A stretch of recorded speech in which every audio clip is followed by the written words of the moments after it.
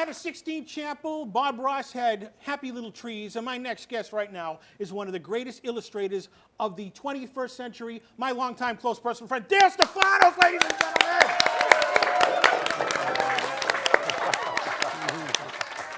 Now, Dale, you do magic with pen and ink and all this other fun stuff out there. How'd you get your start in the world of illustrations? Drawing kiss pictures for my friends in 7th grade. Really? Yep.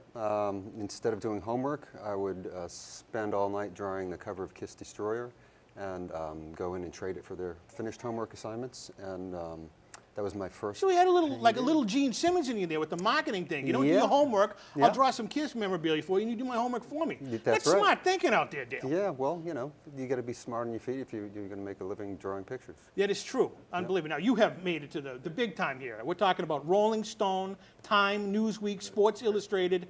The cover of Mad Magazine, huh? Yes, yes. Which one was that? It was, I have the distinguished honor of, I think, being the only person to draw Alfred E. Newman naked peeing on a tree. It was for it was the Lord of the Rings parody. You did that to Treebeard? Yes, yeah, we peed on him, yep. My goodness. Yeah. Now, what's your take on this? Aren't they trying to get rid of Mad Magazine? It's up in the air. I think they've ceased regular publication, but they're going to continue with special editions. Nobody buys magazines anymore. No one does buy magazines. Kids It's a these sad days, thing. it's all about the phones, and I don't blame them. What was your favorite magazine that you were in here, though? Which one? Mad, for sure. Was it Mad Magazine? Yeah. Were you a fan as a kid? Oh, huge fan. That's I'd copy the pictures, and like to me, that was really the top of the mountain. Kind of a funny story. When I got that job, I had been trying to get work with them for years, and so I thought, oh, I have a great idea. I'll send the art director samples of my work in a red FedEx envelope that I just painted red, and it worked. He gave me a call. I had my very first cell phone, driving on 495 with my daughter, who was a baby at the time. Thank God she was asleep, and he was giving me the assignment, and I was getting excited, and I didn't realize how fast I was going. And next thing I know, I'm looking behind me, and the blue lights are. Uh-oh. Yeah. Roscoe P. Coltrane. Yeah. Roscoe pulled me over. Is that Boss Hogg, Roscoe P? No, Boss Hogg was the boss on Dukes of Hazzard. Right. Roscoe P. Coltrane right. was the dim-witted sheriff. Yeah. I love it. So anyway, I went through the whole process of getting a ticket and conducting business seamlessly with both. Thanked the officer, thanked the art director, and got the Mad Magazine cover job. Did you send the ticket to Mad Magazine and let them pay No, for it? but I did. I did tell them about it later, and we had a good laugh about it. Unbelievable. Yeah. Now, the U.S. Postal Service, did you actually make a stamp? I'm in the process of making a stamp. Can you let the cat out of the bag of what it is? Sure, nobody watches this. Actually, I don't know if I can. But you're a freelance illustrator, and I know that before you got into the illustrations, music was a huge part of your life. Yes. And obviously in the pictures that we see on the screen right now, John Lennon, David Bowie, Prince, and Aretha Franklin, just some of the music icons that you have painted out there. Yeah, as I've gotten older, my tastes have gotten better. I was heavily into the Boston music scene in the 80s, in a few hair metal bands. I had hair that was almost as good as yours. You know who actually, my inspiration for this hair? You know Charlie Farron?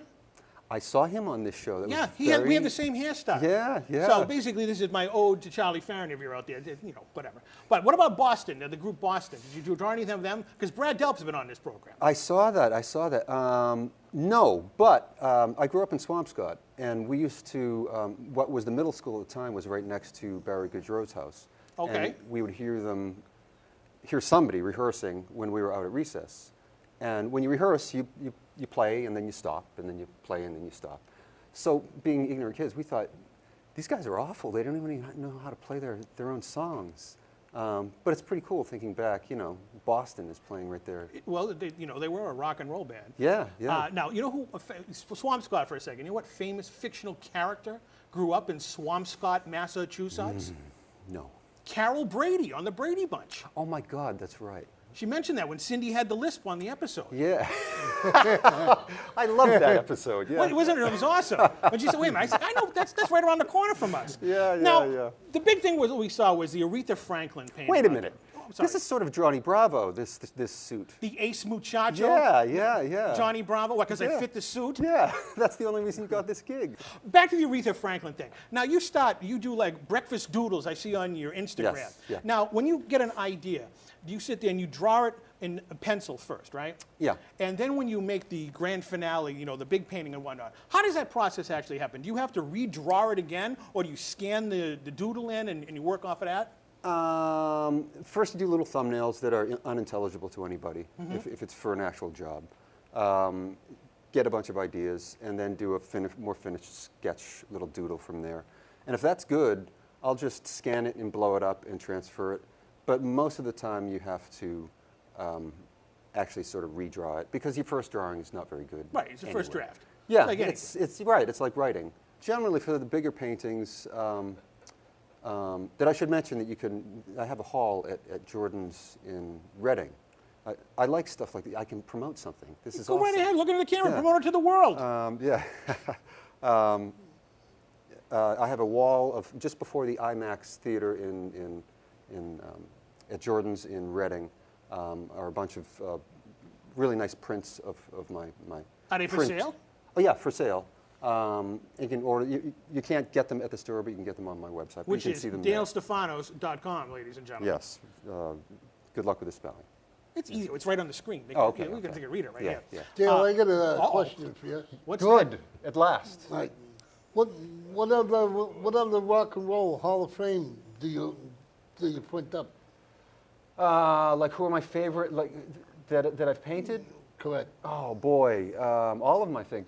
John Lee Hooker and Howlin' Wolf and like a lot of the old blues guys. Keith Richards. Did you ever do Freddie Boom Boom Cannon? No, you a Boom Boom fan? Freddie was born and raised in Revere, Massachusetts. Oh, I love Revere. Yep. You're going to say Yeah. Freddie Boom Boom Washington from Welcome Back Home, knowing you. But we have, one of the things that I was impressed with, is looking on your website, was the 27 Club guitar. Oh yeah. Give us the 411 on the 27 Club. For those people out there who don't know what the 27 Club is. Well, that's the 27 Club is the unfortunate club of the people who were very talented and then died when they were 27. You know, Jimi Hendrix, Janis Joplin, Kurt Cobain, Brian Jones, Robert Johnson, and that was a nice little surprise. Ernie Bach Jr. Has his charity Music Drives Us, and his people called me and asked me if I would be willing to participate in a public art project. It was a bunch of Les Paul shaped guitars that they were putting around town in Norwood. It came together pretty quickly, and I was worried about, what am I going to do? And then I thought, I've always wanted to do this 27 Club thing, so that was a really great opportunity to do that. And then we had an auction afterwards at his Ferrari dealership, so it made me feel like a big deal hanging around the Ferraris with the rich people. Did Tom Selleck show up? No. He didn't. No, Well, he that's too didn't. bad. You're an awesome TV guy, right? I am. Thank you very much for yeah. that. Unbelievable. Now, one thing I was looking at all your work on there, you like to do profiles and all that other good stuff. Have you ever thought about doing movie posters like Drew Struzan? Wow, look at you with the acumen. Very good. I would love to. That's really gone out of style. It's all Photoshop. It is gone out of style. Yeah, it's all Photoshop, and they really don't do the hand-painted covers anymore. Because when I would was a love to. kid, instead of going to the Louvre, my art gallery was a movie theater lobby. I mean, Same here. you had all the great movie posters, and Yep. I had them all over the penthouse when I was a kid out in Vegas and whatnot. Yeah. And Yeah, they yeah. they are history. Yeah. That would be my favorite. My favorite thing was the Sunday Globe, the movie section. They had the full-page color Sure. Drew Struzan posters for every movie. They were really exciting to look at. Star Wars, Indiana Jones. Back to the Future. Yeah, Back to the Future. So between that and the comics and Paul Zepp's editorial cartoons in the op-ed section, I was just in heaven with Now, that before I Sunday let you paper. go, I want to have you commission a drawing for this show. Okay. I think, it has to be immortalized in history, and there's only one person alive that can do that, and that's you. I'm in. You're going to do it, huh? I'm going to do it. It's going to be fantastic. And you'll have to have it come back and have the debut worldwide when you do it. We'll unveil it. It's going to, oh, unveil. Yes, That's the big word. I like that. yes, Unveil. Yeah, yeah. One more time, give a big plug for your website out there. DaleStephanos.com. And you can see actual work at Jordan's Furniture in Reading.